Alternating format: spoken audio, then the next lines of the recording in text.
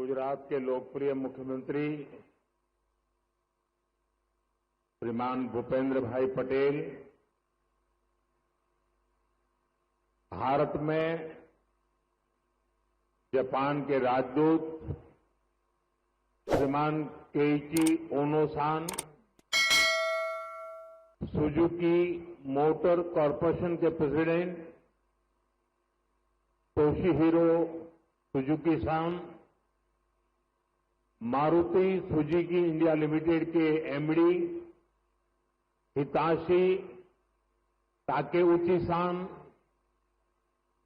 Chairman RC Bhargava, Hansalpur plant के सभी कर्मचारी, अन्य महानुभाव, देवी और सज्जनों, गणेश उत्सव के इस उल्लास में आज भारत की मेक इन इंडिया इस यात्रा में एक नया अध्याय जुड़ रहा है। ये make in India, make for the world हमारे उस लक्ष्य की तरफ एक बड़ी छलांग है। आज से भारत में बने इलेक्ट्रिक व्हीकल्स 100 देशों को एक्सपोर्ट किए जाएंगे।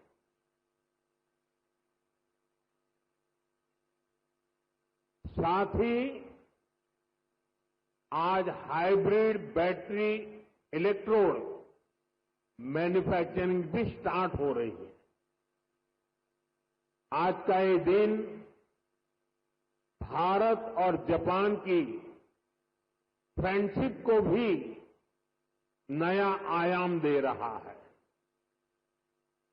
मैं सभी देशवासियों को, जापान को, सुजुकी कंपनी को बहुत बहुत बधाई देता हूं।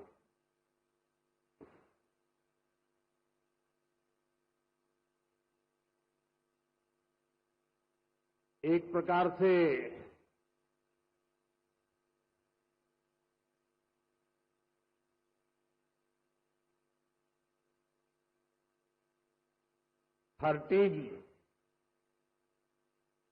टीन एज का आरंभ होता है और टीन एज पंख फैलाने का कालखंड होता है, सपनों की उड़ान भरने का कालखंड होता है और टीन एज में ढेर सारे ख्वाब उभरते हैं। एक प्रकार से पैर जमीन पे नहीं होते हैं टीन एज में। मुझे खुशी है कि आज मारुति टीन एज में एंटर कर रहा है।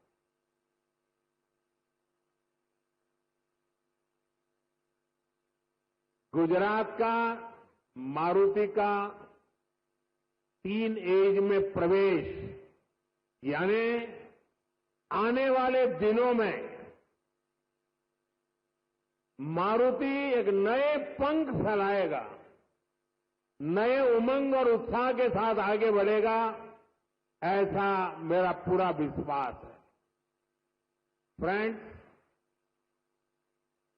भारत की सक्सेस स्टोरी के बीज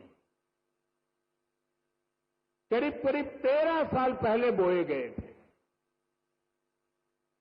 2012 में जब मैं यहां का मुख्यमंत्री था, तब हमने मारुति सुजुकी को हंसलपुर में जमीन अलॉट की थी। विजन उस समय भी आत्मनिर्भर भारत का था, मेक इन इंडिया का था।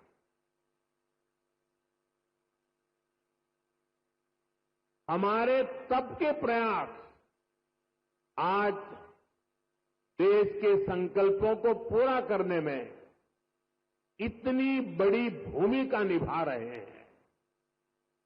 साथियों, मैं इस अवसर पर स्वर्गीय ओसामू सुजीकी-सान को हृदय से याद करना चाहूंगा। हमारी सरकार को उन्हें पद्म विभूषण से सम्मानित करने का सौभाग्य मिला था। मुझे खुशी है उन्होंने मारुति सुजुकी इंडिया का जो विजन देखा था, वो आज हम इसके इतने बड़े विस्तार के गवाह बन रहे हैं। साथियों, भारत के पास डेमोक्रेसी की शक्ति है और भारत के पास डेमोग्राफी का एडवांटेज है। हमारे पास स्किल्ड वर्कफोर्स का बहुत बड़ा पूल है, इसलिए कि हमारे हर पार्टनर के लिए विन विन सिचुएशन बनाता है। आज आप देखिए, सुजुकी जापान भारत में मैन्युफैक्चरिंग कर रही है और जो गाड़ियां बन रही है वो वापस जापान को एक्सपोर्ट की जा रही है। ये जापान और भारत के रिश्तों की मजबूती तो है ही, भारत को लेकर ग्लोबल कंपनियों के भरोसे को भी ये आपके सामने प्रस्तुत करता है। एक तरह से मारुति सुजुकी जैसी कंपनियां मेक इन इंडिया की ब्रांड एम्बेसडर बन चुकी है। लगातार 4 साल से मारुति भारत की सबसे बड़ी कार एक्सपोर्टर है। अब आज से ईवी एक्सपोर्ट को भी उसी स्केल पर ले जाने की शुरुआत हो रही है। अब दुनिया के दर्जनों देशों में जो ईवी चलेगी उसमें लिखा होगा made in India.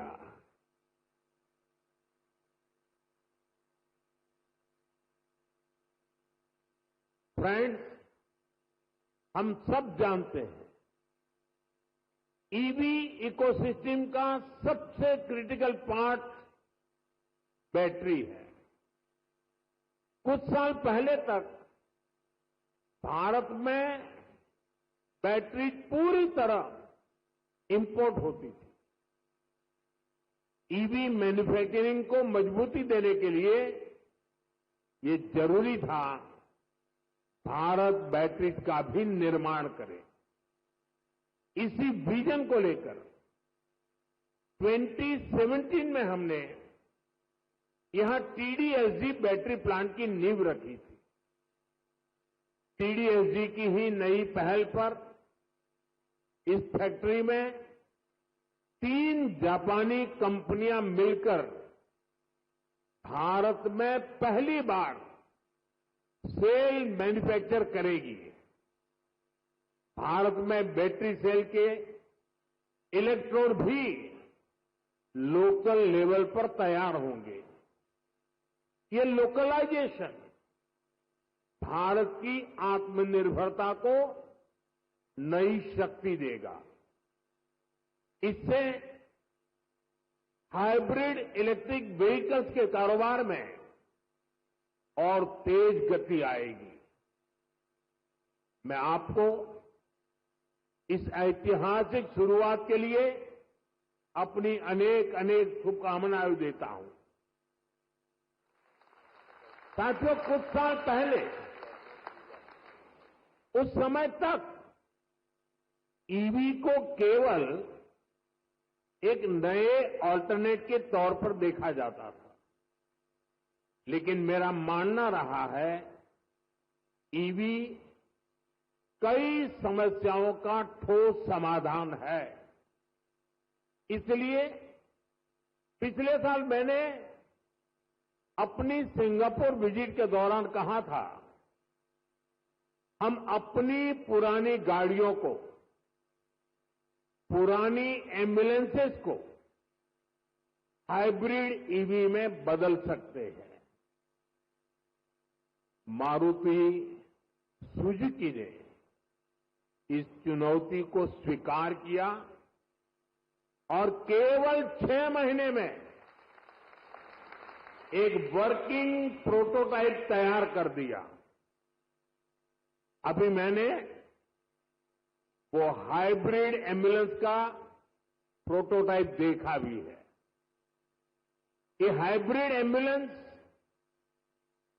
PME drive scheme में पूरी तरह फिट बैठती है। लगभग 11,000 करोड़ रुपए की इस योजना में ई एम्बुलेंस के लिए भी बजट निर्धारित किया गया है। हाइब्रिड ईवी से पॉल्यूशन भी घटेगा और पुराने व्हीकल्स को ट्रांसफॉर्म करने का विकल्प भी मिलेगा। साथियों, क्लीन एनर्जी और क्लीन मोबिलिटी ये हमारा फ्यूचर है। ऐसे ही प्रयासों से भारत तेजी के साथ क्लीन एनर्जी और क्लीन मोबिलिटी का एक रिलायबल सेंटर बनेगा। साथियों, आज जब दुनिया सप्लाई चेन डिसरप्शन से जूझ रही है, ऐसे समय में लगता है कि भारत ने पिछले दशक में जो नीतियां बनाई वो देश के कितने काम आ रही है। 2014 में जब मुझे देश ने सेवा का अवसर दिया, उसके बाद से ही हमने इसकी तैयारी शुरू कर दी। हमने मेक इन इंडिया अभियान शुरू किया। ग्लोबल और डोमेस्टिक मैन्युफैक्चरर दोनों के लिए देश में अनुकूल वातावरण बनाया। भारत में मैन्युफैक्चरिंग एफिशिएंट और ग्लोबली कॉम्पिटिटिव हो, इसके लिए हम इंडस्ट्रियल कॉरिडोर्स बना रहे हैं। हम प्लग एंड प्ले इंफ्रास्ट्रक्चर बना रहे हैं, लॉजिस्टिक पार्क्स बना रहे हैं।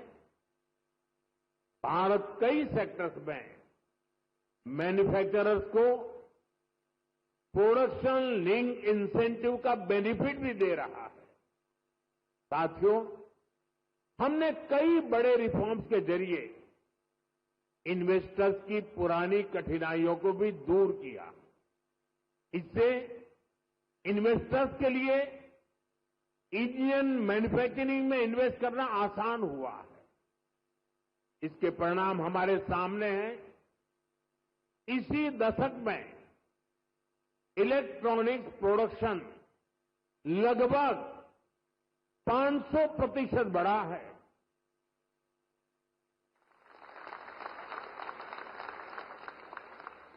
मोबाइल फोन प्रोडक्शन 2014 की तुलना में 2700% तक बढ़ गया है। डिफेंस प्रोडक्शन में भी पिछले दशक में 200% से भी ज्यादा की वृद्धि हुई है। ये सक्सेस आज भारत के सभी राज्यों को, हर एक राज्य को भी मोटिवेट कर रही है। उनके बीच रिफॉर्म्स को लेकर, इन्वेस्टमेंट को लेकर एक हेल्दी कंपटीशन शुरू हुआ है। जिसका लाभ पूरे देश को मिल रहा है। और मैंने हर मीटिंग में, व्यक्तिगत बातचीत में और सार्वजनिक रूप से सभी राज्यों को कहता रहा हूं कि हमें प्रोएक्टिव होना होगा, हमें प्रो डेवलपमेंट पॉलिसीज बनानी होगी, हमें सिंगल विंडो क्लियरेंस पर बल देना होगा, कानूनों में रिफॉर्म्स को बल देना होगा। और ये कंपटीशन का जमाना है। जो राज्य जितनी तेजी से अपनी पॉलिसीज को नीट एंड क्लीन रखता है,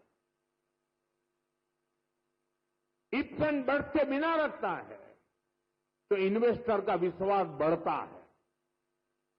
इन्वेस्टर आने के लिए हिम्मत के साथ आता है। आज पूरी दुनिया भारत की तरफ देख रही है।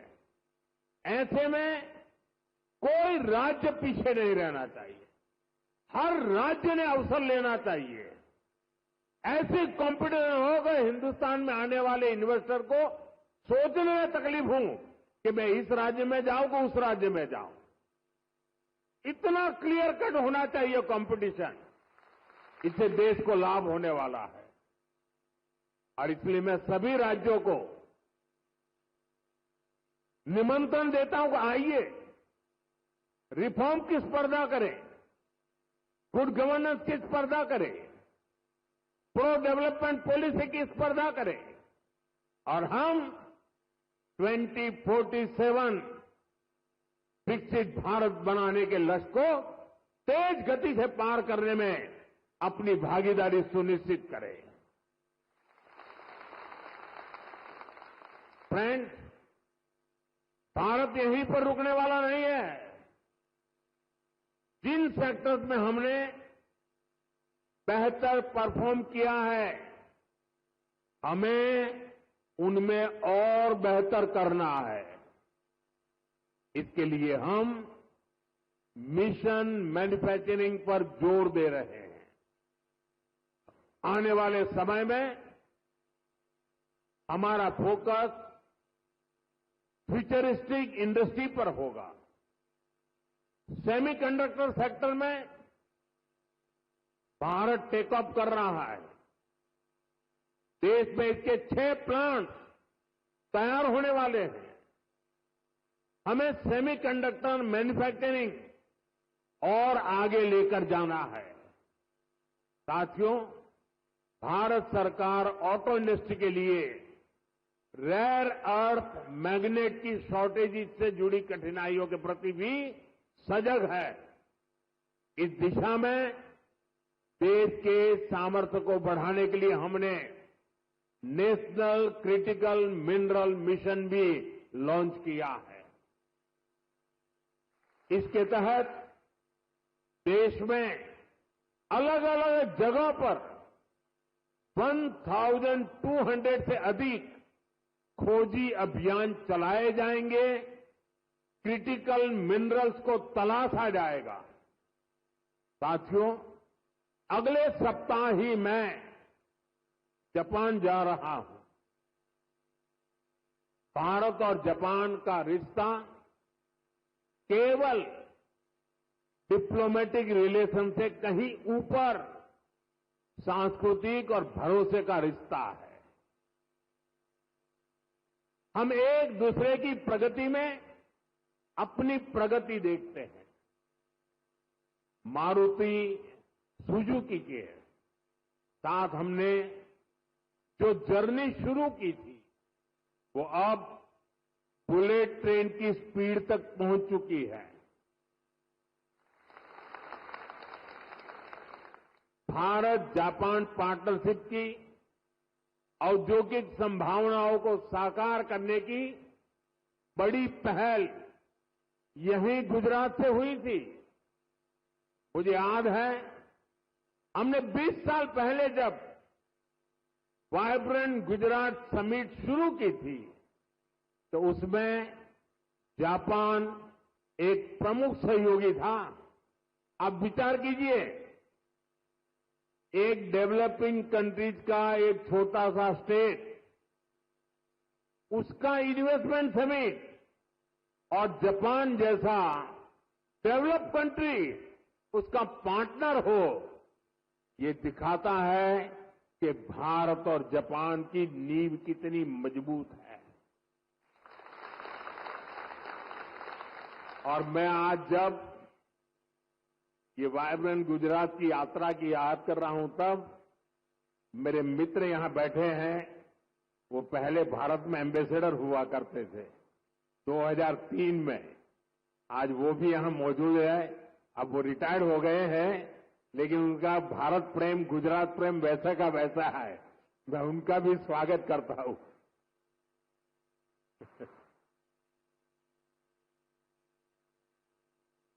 गुजरात के लोगों ने भी जापान के लोगों का उतना ही आत्मीयता से ख्याल रखा। हमने इंडस्ट्री से जुड़े रूल्स एंड रेगुलेशंस जापानी भाषा में प्रिंट करवा कर दिए। जब मैं गुजरात में था, हर छोटी चीज पर मैं ध्यान रखता था। इवन मेरा जो विजिटिंग कार्ड होता था ना, वो भी मैं जापानी में बनाता था।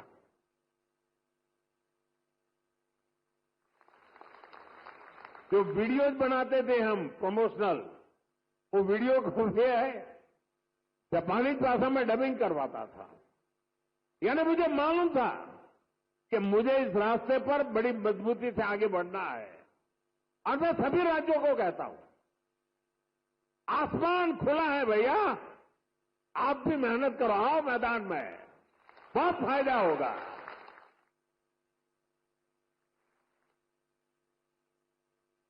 मुझे याद है शुरू में जब जापान के हमारे साथी आते थे, तो मैं नया नया उनकी निकटता मेरी बढ़ती चली जा रही थी, तो उनकी हर चीज को मैं समझ पाता था।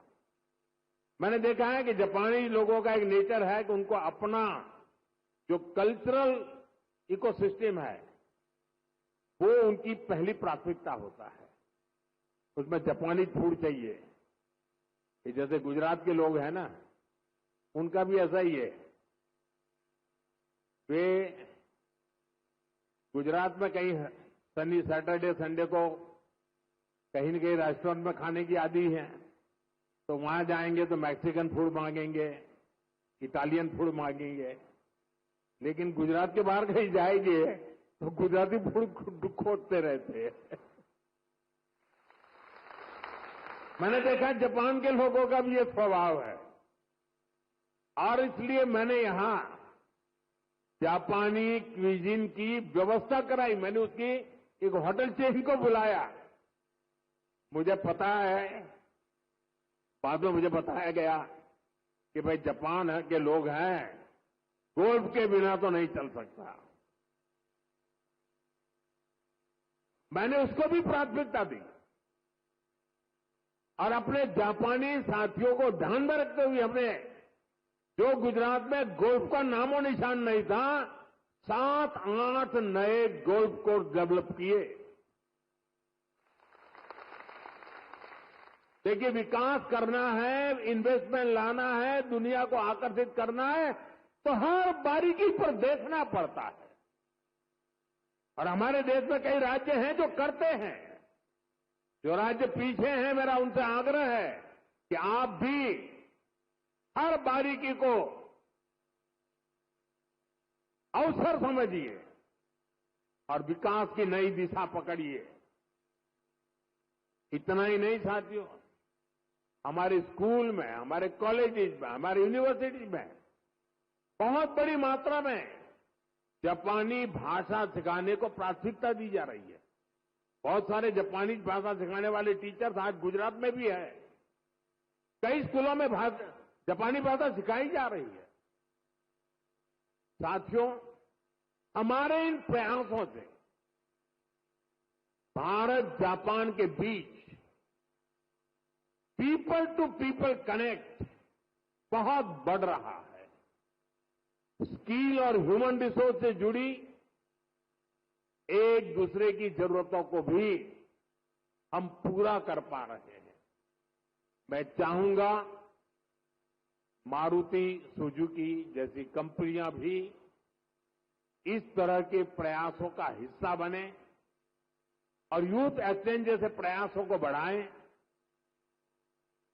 साथियों, हमें इसी तरह आने वाले समय में सभी अहम क्षेत्रों में आगे बढ़ना है। मुझे भरोसा है हमारे आज के प्रयास 2047 के विकसित भारत की इमारत को नई बुलंदी तक लेकर जाएंगे और मुझे भरोसा है कि जापान इस लक्ष्य की प्राप्ति में हमारा भरोसामंद पार्टनर बनकर साथ चलता रहेगा। हमारी दोस्ती अटूट रहेगी और मैं तो कभी कभी कहता था कि जहां तक जापान और भारत का रिश्ता है, ये मेड फॉर ईच अदर वाला रिश्ता है।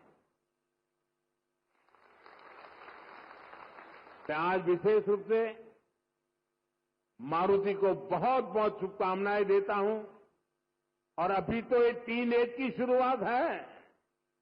आपको पंख फैलाने हैं, नए सपने बुनने हैं। आपके संकल्पों के लिए, उसकी पूर्ति के लिए हम पूरी शक्ति से आपके साथ हैं। इसी विश्वास के साथ आत्मनिर्भर भारत के अभियान को हम सब आगे बढ़ाएं, वोकल फॉर लोकल बने, स्वदेशी ये हमारा जीवन मंत्र बनना चाहिए दोस्तों। गर्व से स्वदेशी की तरफ चल पड़ो। और यहां जापान के द्वारा जो चीजें बनी है ना, ये भी स्वदेशी है। मेरी स्वदेशी की व्याख्या बहुत सिंपल है। पैसा किसका लगता है उससे मुझे कोई लेना देना नहीं है। वो डॉलर है, पाउंड है, वो करेंसी काली है, गोरी है, मुझे कोई लेना देना नहीं है। लेकिन जो प्रोडक्शन है उसमें पसीना मेरे देशवासियों का होगा। पैसा किसी का, पसीना हमारा। जो प्रोडक्शन होगा उसमें महक मेरी देश की मिट्टी की होगी, मेरी भारत मां की होगी। इस भाव के साथ आप मेरे साथ चलिए दोस्तों। 2047 में हम ऐसा हिंदुस्तान बनाएंगे, आपकी आने वाली अनेक पीढ़ियां आपके इस त्याग का गर्व करेगी, आपके इस योगदान का गर्व करेगी। आपकी भावी पीढ़ी के उज्जवल भविष्य के लिए, आत्मनिर्भर भारत के इस मंत्र के लिए, स्वदेशी के मार्ग के लिए मैं आज मेरे देशवासियों को निमंत्रण दे रहा हूं। मैं आपको निमंत्रण दे रहा हूं। आइए हम सब चल पड़े। 2047 विकसित भारत बना के रहेंगे। दुनिया की भलाई में भारत का योगदान बढ़ाते रहेंगे। इसी भावना के साथ आप सबको बहुत बहुत शुभकामनाएं, बहुत बहुत धन्यवाद।